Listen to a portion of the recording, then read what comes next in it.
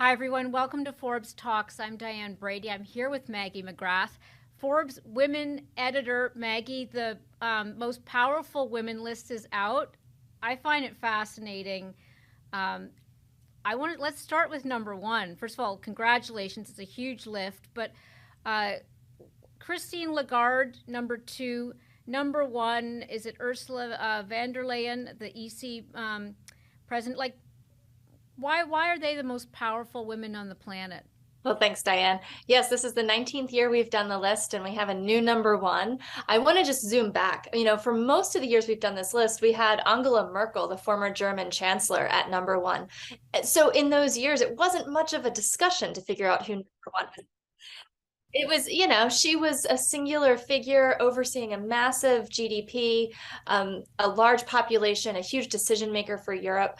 So this year we always look at who was on the list in prior years. So Ursula von der Leyen is the president of the European Commission. She first made this power list in 2019, the year of her appointment to that position. Christine Lagarde has been on the list a number of times. She is currently the head of the ECB, European Central Bank. Before that, she was running the IMF. So she is a familiar figure on this list.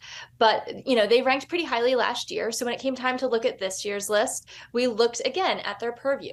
Ursula von der Leyen crafts policy that affects 450 million people within the EU.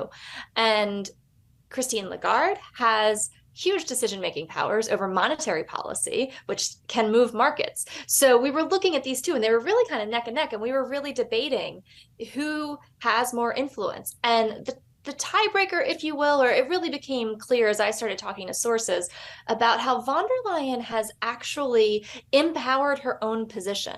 I think and I'm not someone who's a European policy geek, so I would have been hard pressed to tell you who her predecessor was before I started reporting on this list. Probably not a woman.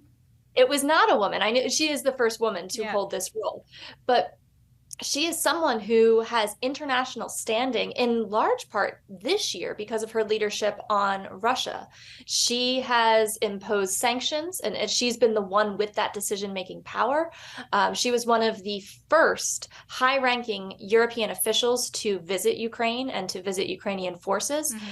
She has made statement after statement and sanction after sanction, really trying to punish Russia for its unprovoked invasion of Ukraine. Now, one of the things that I think is fascinating, anything political in the U.S. is controversial, but talk about Kamala Harris and what her power is right now from where you sit. Obviously, it's a very powerful position to be vice president, but is there anything else that really sort of propelled her up the charts this year?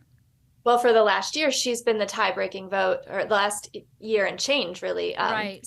Biden entered office, she has been the tie-breaking vote in the Senate.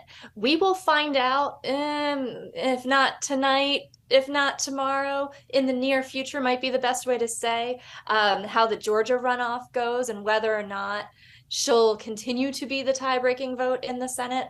But, this means that she can come in and, cast the die and affect the way the vote goes. So she is a number two, and we have to take that into consideration here. If she were president of the United States, no vice, she would be number one on this list, no question. Yeah. Because she is vice, that's where we start to debate, okay, Ursula von der Leyen is the president of the European Commission. She has power over policies and budgets in a way that, unfortunately, Kamala Harris, Vice President Harris, despite being the first Black, first Asian, first female vice president in United States history, does not. So when we talk about the power list, one of the things that I think is always interesting about this list versus the other lists I've seen, the other ones tend to be populated with a lot of corporate leaders, it's the people who are the few CEOs in corporate America. You have some of them, obviously, I see on the list, Karen Lynch, et cetera. How do you think about power? And has it evolved at all? Because you have philanthropists there. I know, so you've got Mackenzie Scott, you've got Melinda French, Gates.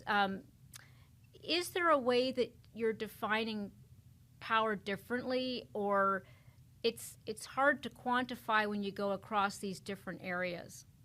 It's very hard to quantify. And just to take a step back, this list does measure a lot of metrics of hard power. We look at money. So, as I've referenced, we do look at the gross domestic product of a country if a woman is at the head of state of that country. We look at the size of the population that her policies affect.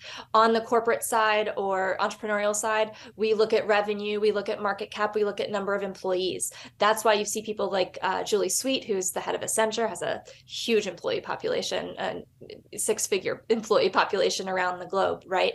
So we look at those hard metrics, but then we also measure media mentions and we look at spheres of influence. And that's where people like Mackenzie Scott, Melinda French Gates, Laureen Powell Jobs, these philanthropists can come to the forefront. Also, Dolly Parton is on our list for the first time this year, in large part because, she has always been known for her philanthropy and most famously recently gave money that contributed to the research that produced the Moderna vaccine for COVID. Yeah. But this year, she won an award from Jeff Bezos, Mackenzie Scott's ex, for $100 million to give away at her disposal. That's a tremendous amount of power. And she's someone with such a track record of charitable giving that we see that as worthy of being included on this list. So yes, there's metrics of hard power for sure on this list, but we also want to make sure that we're highlighting people who are making an impact, who are using their positions and their platforms and their voices for change.